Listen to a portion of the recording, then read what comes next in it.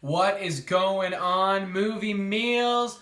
We're doing a double recording as it's time for the Wonder Woman spoiler review. A lot of you, good amount of you, I mean, out of the like 15 people that watch us, thank you. Like 70 of you were like, yo, we want this spoiler review, and that is enough for us. So we're here to talk spoilers of Wonder Woman.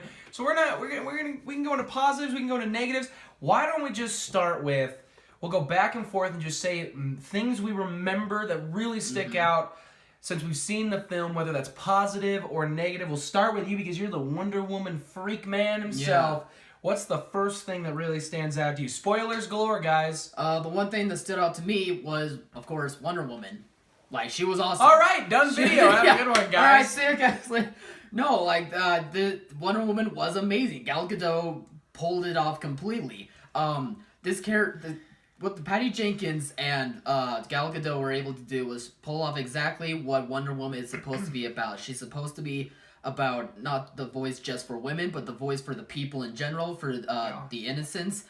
She is all about compassion, love, kindness, but at the same time, though, if she needs to fight to save everyone, then that's what she will do. She will stand her ground and she will fight. And this movie does exactly that. Even though throughout the entire movie, they do this great thing of showing her innocence from her training in Themyscira to all the way to her battling the big bad Ares. Yes, Ares is in this film, and it's amazing. He is so cool.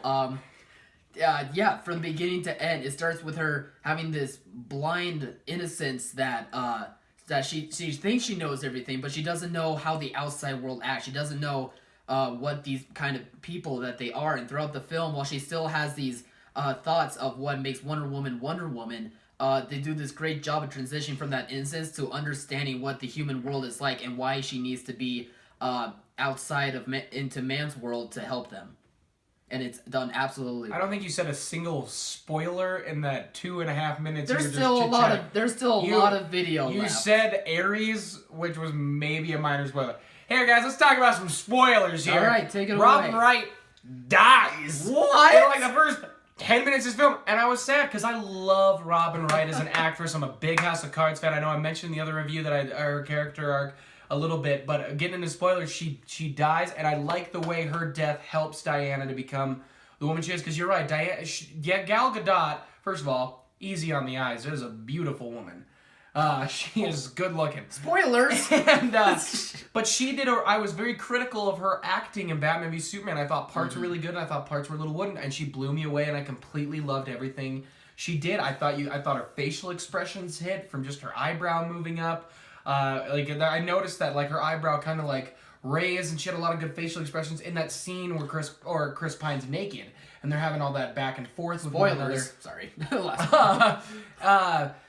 From the humor, and that's another thing that really hit, into the chemistry between Chris Pine and Gal Gadot, from the boat scene and them talking about sleeping with one another, to the books on anatomy she's read, and all this really stuff. Worked a lot more than I thought. Really, a lot of the jokes worked, and it's because of that chemistry. It's because of how good of actors they are. Yeah.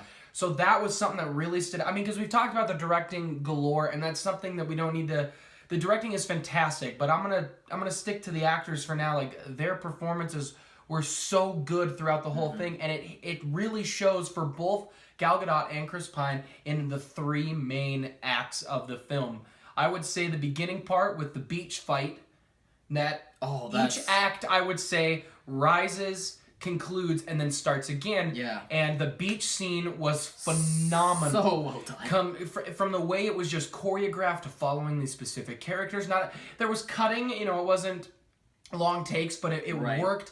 It worked enough cutting, but long takes to make you feel the pressure and yet the power of the women and how strong they were. But also the power of modern technology and how the guns are affecting, and they've never seen such weapons because they're using bow and arrows and swords, but yet they're using them so effectively. I mean, just shooting the bow and arrow on a rock so they can use it to glide across in the air. While they're swaying on the ropes. Yeah, like it's incredible. So that scene, and then to my favorite scene of the entire film, we've got to talk about here, if we're doing spoilers, is the battle in the trenches, the no man's land scene. Might be one of the best scenes in the DC universe so far. Probably is. It actually might be out. It probably is. Thank you, Al.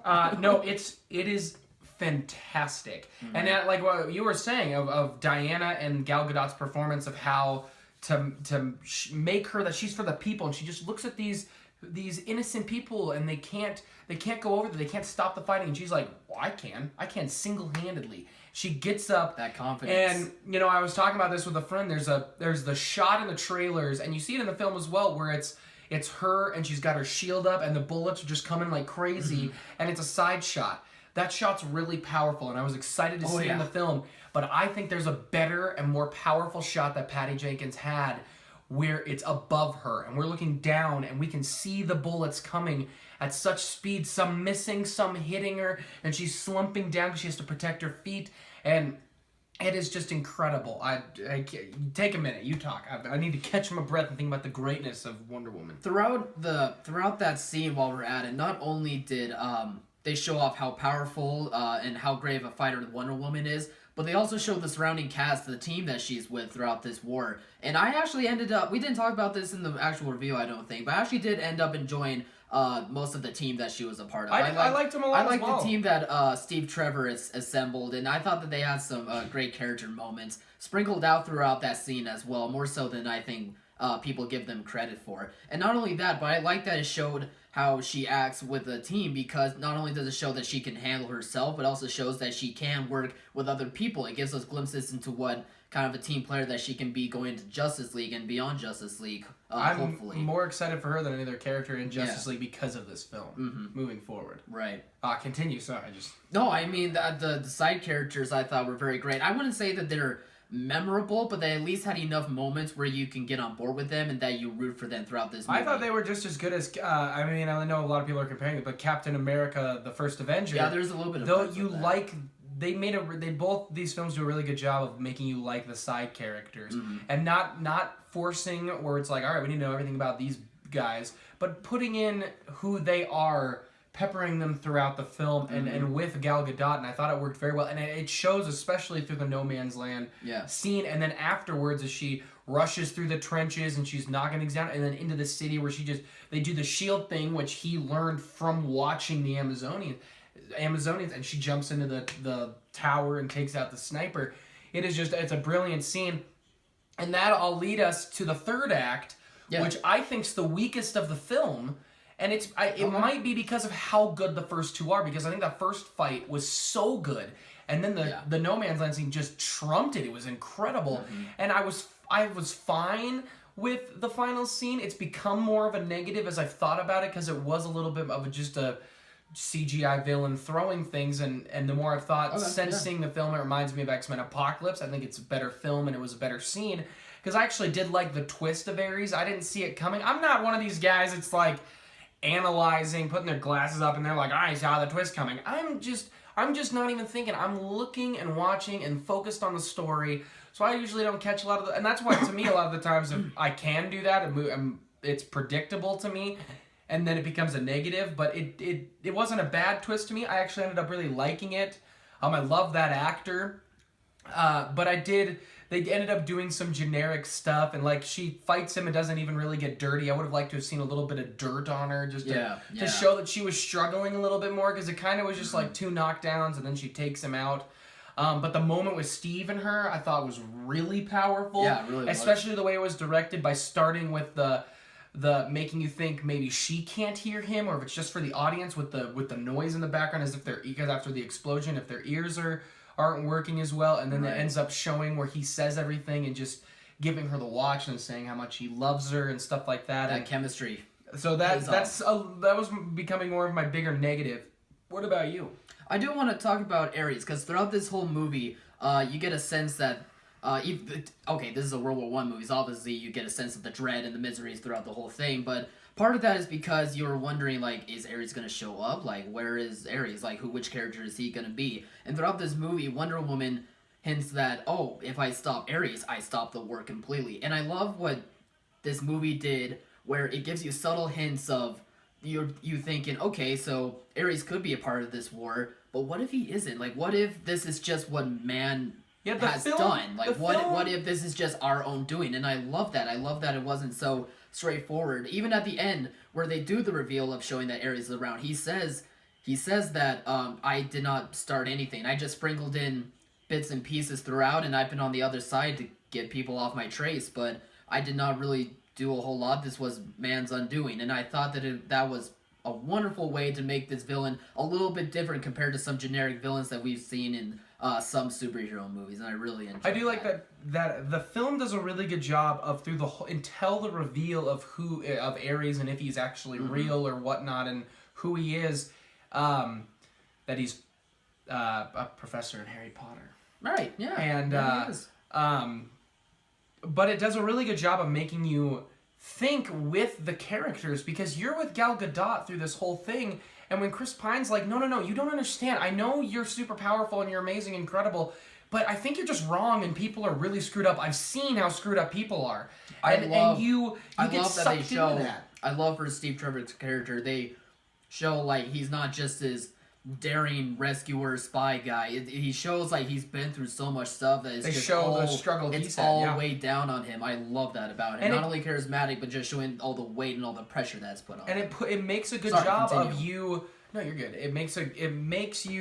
It puts the audience in a good place of like. And that's what makes the twist work. Yeah. Is because it puts you in a place where you're like, because you at the beginning you're like, oh no, this is Ares. Ares is the thing, and Gal Gadot's going to kill Ares, and then you're like, well, is she?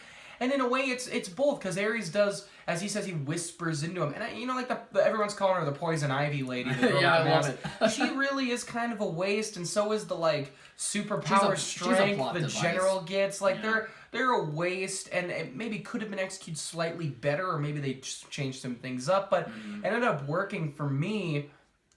And I loved those themes, though. The underlining theme it had that, you know what, through their gods and everything, is that man actually just kind of, we can be a little crazy, but in the end, love wins. Yes. And Chris Pine shows that, and Gal Gadot shows that love. Yes. And that is a theme that a lot of great stories in cinema and life have, is that love and happiness will win overall, even with all the darkness. And it just does a really good job of doing that. Yes. And it's really funny on top of it, but those 3 acts really built everything up. And I just didn't resonate with the 3rd act as much as I did with the 2nd, because I think the 2nd is so dang good. And I think a year and a half from now, when we're talking about, Wonder Woman 2 is about to come out, and we're sitting back and rewatching Wonder Woman for the first, or, like the 19th time, we're going to be like, what was our favorite scene again? Oh, it's that trench scene. It was the no man's land and scene. then we're going to see it, and we're going to cheer her on, and it's going to be awesome. I mean, even in that scene, you see her being like, no, we're going. And then he's like, she's going to die. And Steve Trevor watches her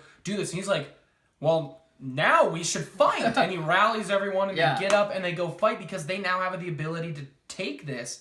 And it worked out really well. So I mean, we've heard some negatives and positives. Kyle, you got any more spoilers to talk about? I do want to talk about the look of Ares, because I said in my negatives there was a couple of cheesy moments throughout the movie that kind of went into spoiler territory. And this was definitely CGI face.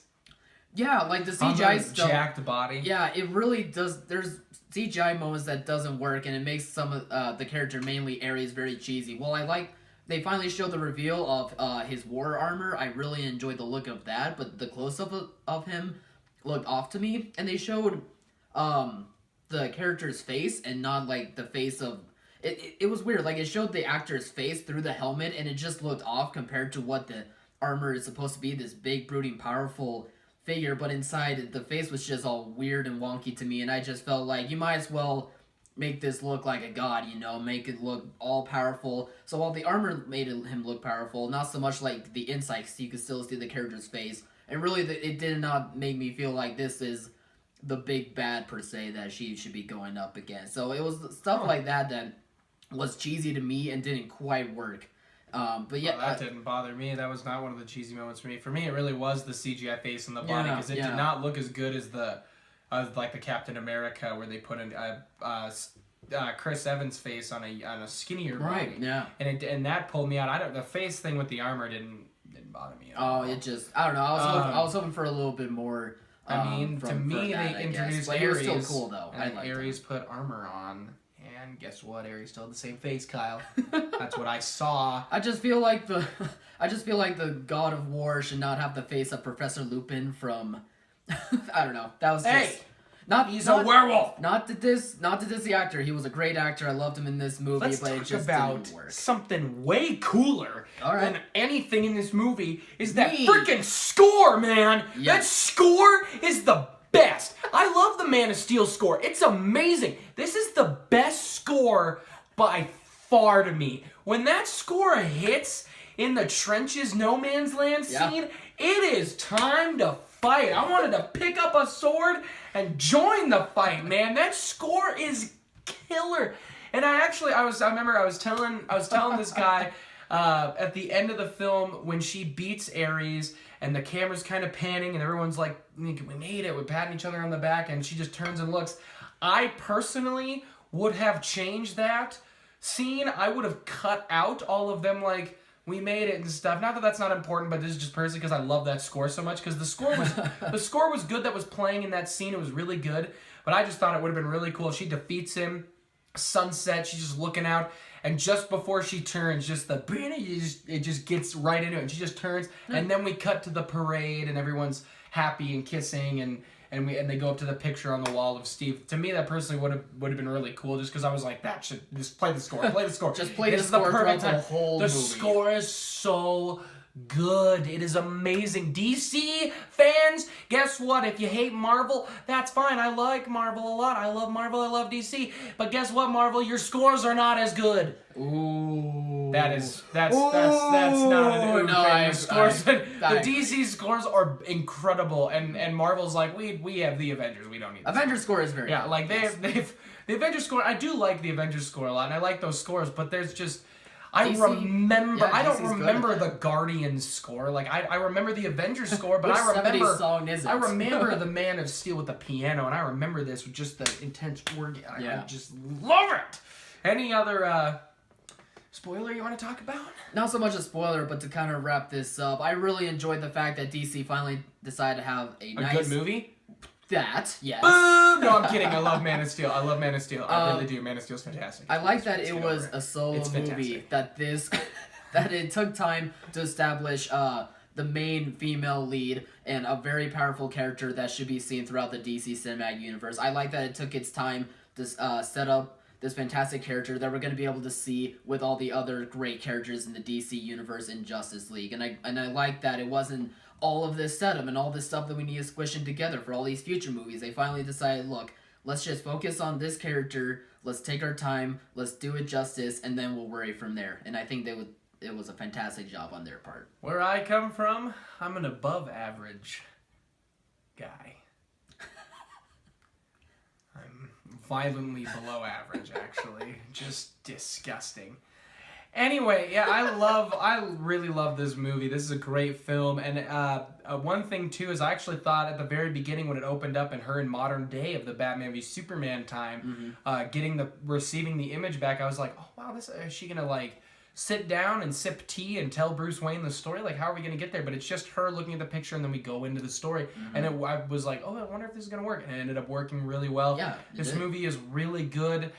Like I said, the score from the first 3 acts to literally the humor. That whole scene where he's naked and he's covering his junk, and they're just chit-chatting, and she's like looking down at him. It's just because that scene was one of the funniest scenes in the whole film. Yeah. That and the boat scene when they're like literally sitting there and they're just bantering back and forth, and it's something that the DC universe, I think, hopefully with these reshoots of Justice League, have figured out how to throw their humor in, but keep a darker tone, because you have the darker tone, so use that humor. You can have that balance. I mean, when she's like, oh no, I've read all like 18 volumes of like this Anatomy's book, and he's like, oh my, well, what did they say? She's like, oh, you don't want to know. He's like, I really do. Did you bring them? Like it's funny when you know he's up on that boat and he's like, I'll sleep here, and she's like, well, why don't you sleep with me? And he's like, well, that's not what we word that differently, and he's like, fine, I'll sleep with you. Like it's funny stuff, and it's really great action, great directing. I really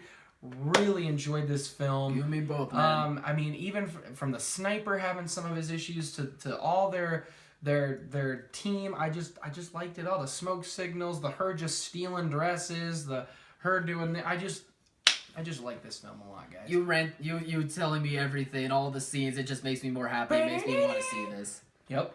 All right, guys. What did you think? A spoiler review. Please help give this video some traction. Give it a thumbs up. Share it around. Comment. Let us know your thoughts. Yeah. Please do. Comment below. I mean, this is a spoiler review. People are clicking on this video. They know they're coming to spoilers. So go ahead and throw a spoiler in the comment section, man. You shouldn't be on this video if you haven't seen the film. It's a spoiler review. It says it in the title. Read the title. So throw a spoiler. What was your favorite part of the film? Are you with us? The second act worked so well. Did you not like the third act? Let us know down in them comment sections. I don't think my mom watched this one, but I'm going to thank her anyway because I love you, Mom. Woo! See you guys. Take it easy.